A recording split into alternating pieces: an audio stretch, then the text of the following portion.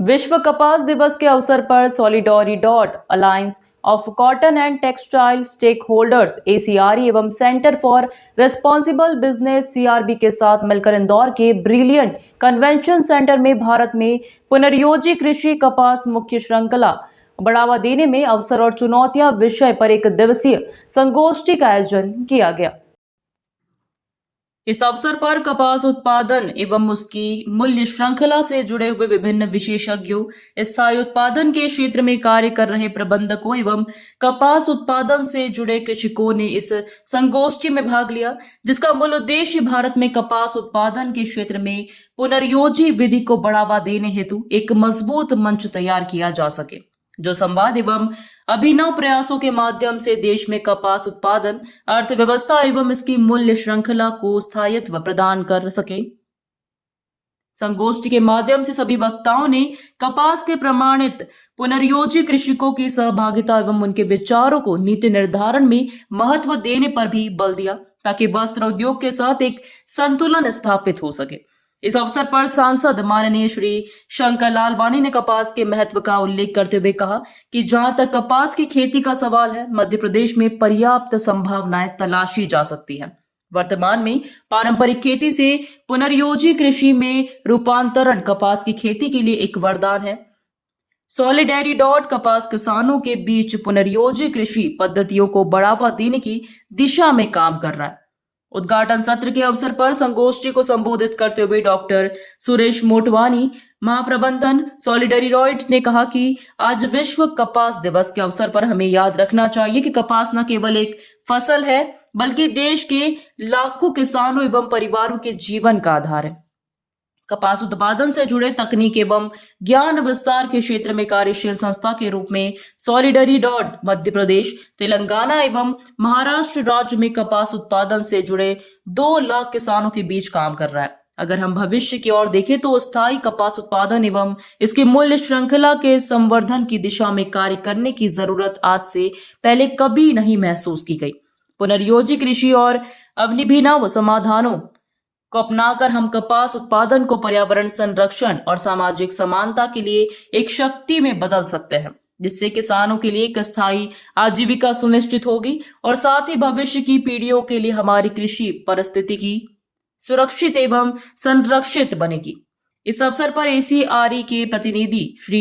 रंजीब शर्मा ने कहा, जैसे ही हम विश्व कपास दिवस मना रहे हैं, हम इस बात को अच्छी तरह समझते हैं कि पुनर्योजी कृषि तकनीक कपास उत्पादन के क्षेत्र एवं परिवर्तनकारी बदलाव ला सकता है, जिससे वर्तमान उत्पादन में आ रही चुनौतियों को काफी कम किया जा सकता है। इस अवसर पर कार्यक्रम को संबोधित करते हुए श्री रिजित सेन गुप्ता, मुख्य कार्यकारी अधिकारी centre for responsible business CRB ने कहा कि विश्व कपास दिवस पर कपास उत्पादन के भविष्य को आकार देने में स्थायी पुनर्योजी विधियों की भूमिका को स्वीकार करना महत्वपूर्ण है। हमारा मानना है कि पुनर्योजी कृषि लाखों किसानों की आर्थिक भलाई के साथ पर्यावरणीय स्थिरता को संतुलित करने की कुंजी है। सॉलिडॉरिडॉट के बारे में एक संस्थान संगठन के रूप में सॉलिडॉरिडॉट लगातार उन किसानों को जमीनी स्तर पर विस्तार सेवाएं प्रदान कर रहा है जो औपचारिक कृषि विस्तार सेवाओं की पहुंच से बाहर है। किसानों को जलवायु अनुकूल तरीकों पर ज्ञान और कौशल के साथ सक्षम किया जाता है,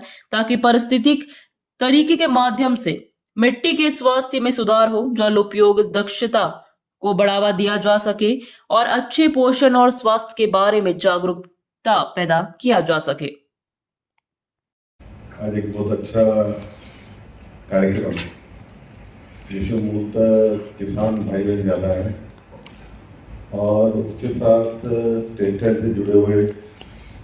उस फील्ड से जुड़े हुए लोग हैं, और तीसरा हमारे NGO है सॉलिडॉरिडॉट, उसके जो महानुभाव आए हैं, और हम सबका एक ही उद्देश्य है कि भारत में कपास की उत्पादन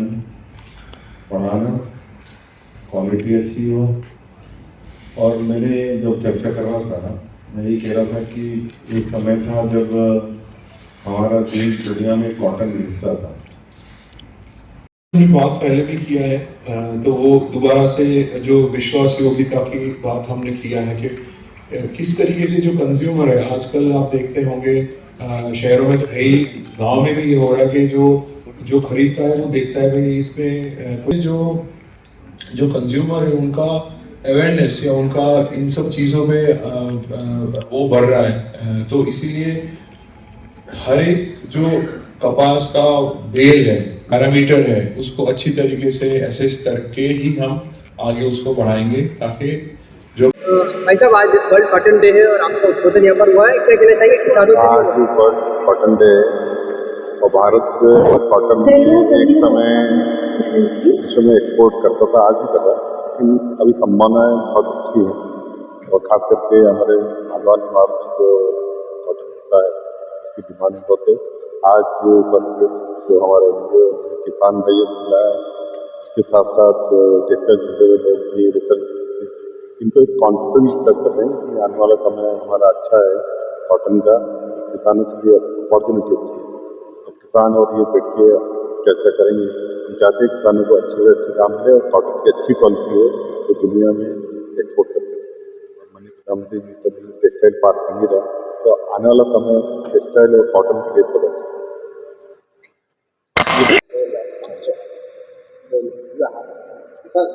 सर वर्ल्ड कॉटन डे है, आपके इंडिया ने आज किसानों के लिए आमंत्रित किया है, क्या कहना चाहेंगे किस तरह एक सार्थक चर्चा यहाँ पर इस माध्यम से? जी, सॉलिडेरिटी संस्था का हमेशा से ये प्रयास रहा है कि किसान लोग जो पैदा करते हैं उसको सही दाम मिले। आप सब जानते हैं कि भारत 1/4 कॉटन पैदा करता है विश्व का, लेकिन किसानों को उसका दाम नहीं मिलता है। तो आज के दिवस पे हम लोग ये कहना चाह रहे हैं कि किसान एक साथ आए, एक प्लेटफॉर्म हम लोगों ने बनाया हुआ है, उसमें ये सब मुद्दे डिस्कस हो कि किसान को जो उसका वैल्यू मिलना चाहिए वो मिले। जब तक कि टेक्सटाइल के लोग, ब्रांड्स के लोग, कंपनियों के लोग, जिनर्स के लोग मिल के नहीं आएंगे, किसानों को उनके हक का प्राइस नहीं देंगे, तब तक मिल नहीं पाएगा। तो ये प्लेटफॉर्म हम लोगों ने जो एकड़ नाम से डेवलप किया है उसमें वो पार्टिसिपेट करेंगे, तो उनकी जो उपज है उसका सही रेट मिले, इस पर हम लोग कार्य करेंगे। कॉटन की अच्छी क्वालिटी हो, इसके लिए किसानों को किस तरह से मार्गदर्शन दिया जाएगा जिससे क्वालिटी में भी एक्सपोर्ट बढ़े? कपास की क्वालिटी बढ़ाने के लिए हम लोग पुनः नियोजित खेती की बात कर रहे हैं, रीजनरेटिव फार्मिंग सिस्टम। इसमें किसान जो पैदा करेगा उसमें संसाधन भी कम लगेंगे, वो जो पैदा करेगा उसकी उपज अच्छी आएगी, वो उपज का जो दाम है क्योंकि उसमें बिना केमिकल, कम केमिकल का प्रोड्यूस होगा, तो वो भी प्राइस उसको अच्छा मिलेगा। वर्तमान में देखा जा रहा है कि कॉटन का जो है व्यापार होता है तो व्यापारी को ज़्यादा फायदा मिलता है, किसान को फायदा उसका कम मिलता है उपज। ये विडंबना है, केवल व्यापारी की बात नहीं कीजिए, कॉटन के साथ में बहुत बड़ा टेक्सटाइल इंडस्ट्री जुड़ा हुआ है। आप देखेंगे जो सुपर मॉल में बड़े बड़े ब्रांड्स आपको दिखते हैं कि एक जीन्स ही 5,000, 10,000, 20,000 की मिलती है, उसमें से कितना पैसा किसान को मिलता है, ये सोच का विषय है। ये एकल प्लेटफॉर्म पे हम लोग ये इंश्योर करेंगे कि जो वैल्यू चेन का जो मार्जिन है, जो कॉटन पैदा करने से लेके कपड़े बेचने तक का जो मार्जिन है, उसमें सही तरह से एक रेशियो में किसान को उसकी कॉटन प्रोड्यूस का मिले। आपका बच्चा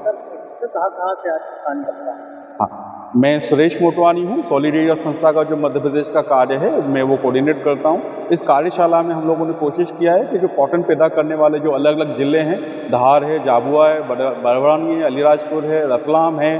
खरगोन है, खंडवा है, वहाँ से अलग अलग किसान यहाँ पे आए हुए हैं। साथ ही जो स्वयंसेवी संस्थाएं काम कर रही हैं, किसानों के फार्मर प्रोड्यूसर ऑर्गेनाइजेशन काम कर रहे हैं, डिपार्टमेंट, सरकारी जो एक्सपर्ट काम कर रहे हैं, वो भी इस कार्यशाला में आए हुए हैं। सर कॉटन सेक्टर में किसान और व्यापारी Indore bureau chief ML Shah की रिपोर्ट।